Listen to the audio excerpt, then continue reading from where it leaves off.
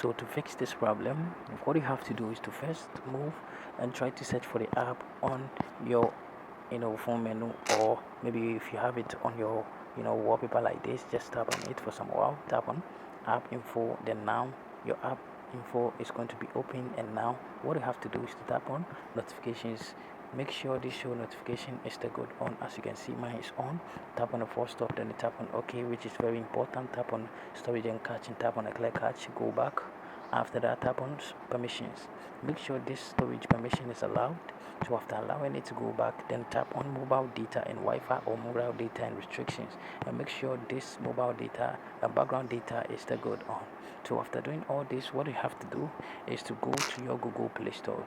So when you get to your Google Play Store, try to update NBA 2K mobile app.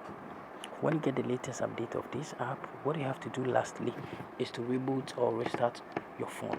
So tap on your power button for some while if you want to reboot or restart your device. So this is going to pop up.